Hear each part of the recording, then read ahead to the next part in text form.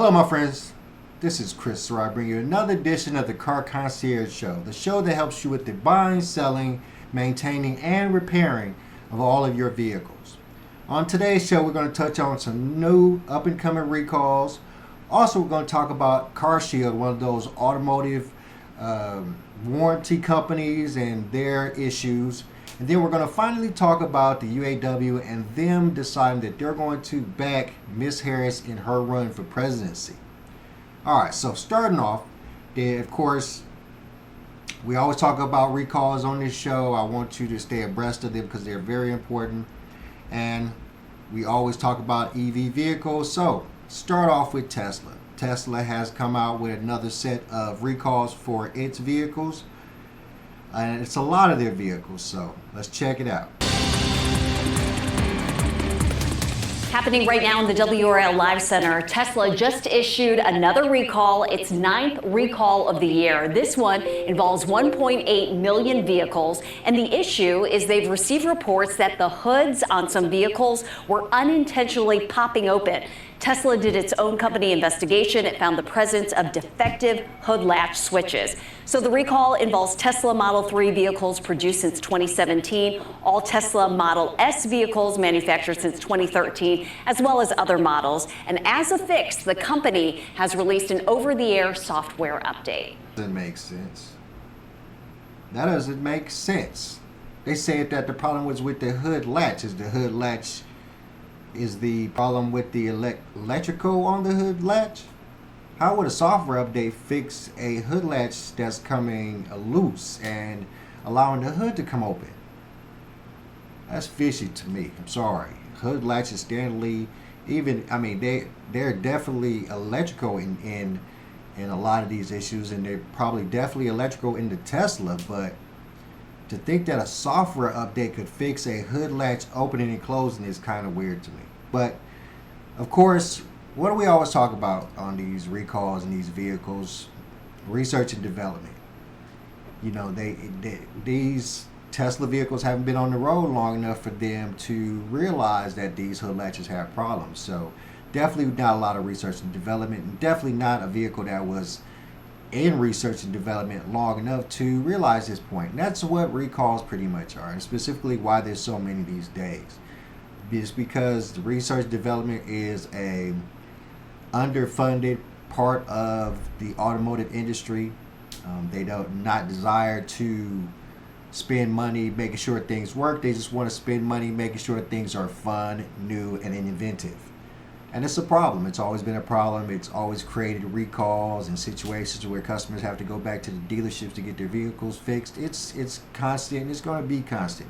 They're never going to get back to the days of a year-long research and development on vehicles. They're never going to get back to that. It's a cookie cutter, got to get it out right now situation in the world. So there's definitely no company that I foresee going back to that and using that to help them in the future avoid all these problems that all these vehicles are going to have. It's especially EV vehicles and these software updates. It's just like your computer at home. I mean, how back in the days you would do software updates a lot on these computers, and it's the same now.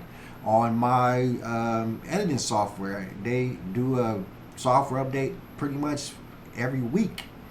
So, and in some cases, the update will mess up the system itself. It's just one of those back and forth things that people just have come to realize and pretty much accept that these vehicles are going to come with problems, and they're going to be put in situations where they're going to have to go back to the dealership to get things fixed, whether it be through a recall or whether it be out your pocket. All right, my friends, let's move on to the next thing. So, I personally have been advocating for companies like CarShield and companies, American Auto Shield, and these third-party warranty companies, specifically for those people who drive vehicles are a little bit older than brand new and don't have standard warranties on their vehicles. I always want a person to have some kind of warranty on their vehicle specifically warranties on the powertrain systems, the engine, the transmission, those big things that if they break down, it's going to be a lot of money. So to spend a little money monthly to avoid a major loss in finances or major bill getting your vehicle fixed, I always advocate for third party auto warranties for vehicles. And in some cases, depending on who I'm selling the car to, I will purchase one for you. I will, and I use CarShield. I've sold CarShield. I've never had any problems with CarShield, but obviously CarShield is having some problems of its own. So this is going to be a reader. So real quickly, of course, we're going to go to our standard automotive news. We love automotive news. Best source for all automotive interest. All right, CarShield, American Auto Shield, to pay $10 million in settlement on false advertising claims. The settlement money will get refunded to consumers of the vehicle service contract retailer. That's cool. All right, vehicle service contract retailer CarShield agreed to pay $10 million to the Federal Trade Commission to settle complaints that the company used deceptive and misleading advertising, an FTC spokesperson confirmed to Automotive News. American Auto Shield, the company that administers vehicle service contracts for CarShield, also is included in the complaint and proposed order filed on July 31st in U.S. District Court of the Eastern District of Missouri. The FTC said the company used celebrity endorsers such as Ice-T and basketball player Allen Iverson, and that the endorsers allegedly made false statements in ads and or have not used the service. The FTC said the contract also did not cover all repairs as stated in the advertisements. Instead of delivering the peace of mind promised by its advertisements, CarShield left many consumers with a financial headache, Samuel Levine, director of the FTC's Bureau of Consumer Protection, said in a statement. Worse still, CarShield used trusted personalities to deliver its empty promises. The FTC will hold advertisers accountable for using false or deceptive claims to exploit consumers' financial anxieties. In a statement, CarShield General Counsel Michael Carter said the company disagreed with many of the FTC's assertions, but is committed to helping consumers fully understand exactly what we provide and the value we offer. CarShield's marketing now includes more details about car repair coverage, directing customers to the company website, Carter said, adding that the company has widened its network to more than 10,000 car repair shops, added a concierge system, and expanded its rental car coverage. In addition, he said, we're making very clear that all spokespeople in our ads are actual CarShield customers. After the judge signs the order, companies have 7 days to pay the settlement fine. Damn. The financial settlement will get refunded to affected consumers. The settlement order also prohibits CarShield and American Auto Shield from using deceptive or misleading statements, prohibits the company from making disclosures about its services, such as repair that isn't covered, says the company cannot violate FTC's telemarketing sales rule, requires the companies to ensure its endorsers are truthful and accurate. The order also bans the company from misrepresenting its endorsers' use of and or ownership of its services, meaning if celebrities such as Ice-T, Iverson, and others used by the company, including sports commentator Chris Berman, do not use the services, CarShield can't say that they do. People should be able to trust celebrity endorsers, and they shouldn't represent products if they aren't really a customer or have ever tried them, the FTC spokesman said. The complaint alleges that consumers who paid about $80 to $120 a month for CarShield services were told false statements in the ads, including consumers will have peace of mind and protection, and you won't get stuck with another high repair bill, and you never pay for expensive car repairs again. The complaint also states that the ads say that the customers could take cars to repair shops of their choosing, and that they could have gotten a rental car during said repairs. But that often wasn't the case. According to the FTC, which said customers often found repairs weren't covered, they could not choose their own shops, and did not get a loaner vehicle. Instead, consumers in many cases paid thousands of dollars out of pocket, according to the FTC. Once the settlement is paid, the refund process will begin and will vary per consumer, according to the FTC spokesperson. From at least September 2019 to November 2022, CarShield sold vehicle service contracts on behalf of American Auto Shield, from which it earned commissions of about $600 million, according to the complaint. Consumers affected during that time may be eligible for refunds and can visit reportfraudftc.gov. All right, so interesting information. I myself will not be recommending CarShield anymore. And I admit that, for me, what is important is that you are covered with your powertrain warranty, and all CarShield contracts cover powertrain in most cases, and I believe that what they're talking about is more minor repairs that CarShield doesn't cover, because they give you a pamphlet with the list of things that they cover and the list of things that they don't. Standardly, why I probably will not use them anymore or not offer them to my customers anymore is because of the loaner situation. I think that's extremely important. I did not know this, so this is news to me. So I'm going to have to pivot and find or use the other companies that I use when I give out my car warranties to my customers. But it's important. I think it's very important that you be upfront about what products you cover, what parts you cover, what repairs you cover. I think it's very important you're upfront about who you can take the vehicle to, because that's extremely important. Most people with these automotive contracts want to take the car to the dealership. I mean, the dealership uses OEM parts. They have techs that are certified on those specific vehicles. So a lot of customers do, when they have these contracts, want to go to the dealership, and I highly doubt that CarShield has wide impact in dealerships, and that all dealerships take CarShield. I know for a fact not all dealerships take CarShield. I know, matter of fact, the Chrysler Dodge Jeep Ram dealership that I worked at last did not take CarShield at all, but I implemented a system where we could take it because it's easy. It's not a hard warranty company. They pay fairly quickly on repairs. I never had a problem with that. But, it's just one of those things where you cannot false flag. You cannot be out there telling people that you're going to get them a loaner car and they don't get a loaner car. You can't be out there saying we're going to cover all repairs and not cover all repairs. It's just a lie. You can't lie. That's what the FTC is saying. You can't be lying. That's it. Can't lie.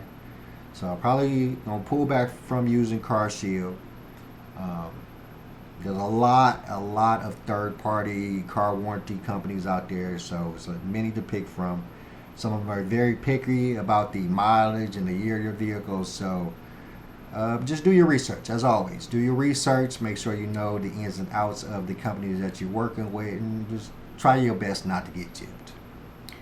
All right, my friends. Last but not least, we recently talked about how when there was the overturning of the presidential run from Biden to Kamala Harris, that the UAW didn't immediately back her. So, and I guess now they've decided that they are going to back her. So let's check that out real quick.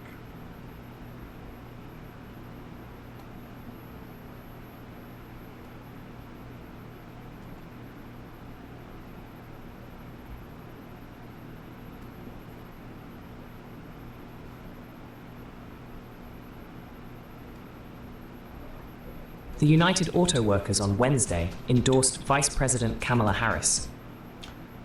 First thing I gotta point out is that if these are all right, we'll talk about it then. Let's run it through. Over Republican presidential nominee and former President Donald Trump. The union's endorsement shouldn't be surprising. UAW President Shawn Fain has been outspoken against Trump. The Detroit union also has historically supported Democrats, including President Joe Biden. Fain's criticism of Trump continued when endorsing Harris. Our job in this election is to defeat Donald Trump and elect Kamala Harris, to build on her proven track record of delivering for the working class, Fain said in a statement. We can put a billionaire back in office who stands against everything our union stands for. Or we can elect Kamala Harris, who will stand shoulder to shoulder with us in our war on corporate greed. The endorsement comes after Biden withdrew his re-election bid and endorsed Harris to become the Democratic nominee against Trump. Okay. First off, did anybody notice how all those young ladies that were speaking about the endorsement of UAW black, it seemed kind of weird to me. I have this widening fear that, you know, the Harris platform is going to really use her blackness and her femininity to help her become the next presidency or next president. We all knew that the UAW was going to eventually back her because they backed Biden, and they have already put down a staunch defense or repelling of Trump by Shawn Fain. And then, of course, the fact that Biden had already backed the UAW and Shawn Fain when it came to the fight with the Big Three. So we knew that they were going to eventually decide to back Harris because they hope that Harris is going to stick with the same attitude and the same idea and idealism when it comes to them as Biden had. I personally don't think that's how it's going to play out, and I think that for her to win, that she has to lean more on what they said at the end. They were speaking about for the working class, and she was going to spend a lot more emphasis on the working class. And I don't understand why the UAW thinks that's who they are. I think that the UAW's backing is just a necessity for them. I'm not in a position right now to say that I would vote for Ms. Harris. I myself horribly am very knowledgeable about her track record in California when she was a district attorney, and I have several friends right now that dealt with problems that were caused by her back when she was, working in California. So at that time, I didn't see that she wasn't for the working class. That was for sure.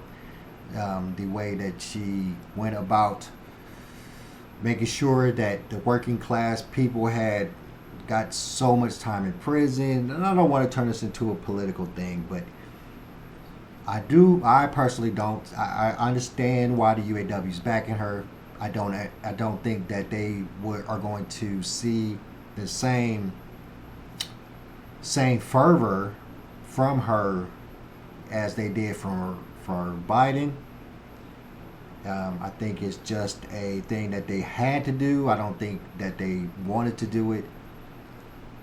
And it's going to be really interesting. I have to say that we're definitely going to get into a situation where we're going to open up the Welcome to the Matrix channel and start doing a little politics, because I have a lot of friends all over the place who are already adamantly saying that they're going to vote for Harris with no knowledge of her policies, no knowledge of where she stands on the things that are important to them.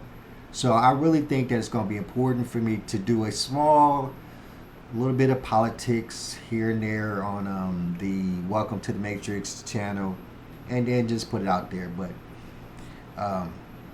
yeah, so let's we're going to say that it was inevitable that the UAW would back Ms. Harris. It's inevitable that she would get their backing. She's already started to get a lot of the black woman vote. She's already started getting a lot of the LGBT vote. And even with that being said, I kind of don't think she's going to win the election. But I digress. This is not a political show. All right, my friends, let me get up out and yup. This is your friend Chris Surratt.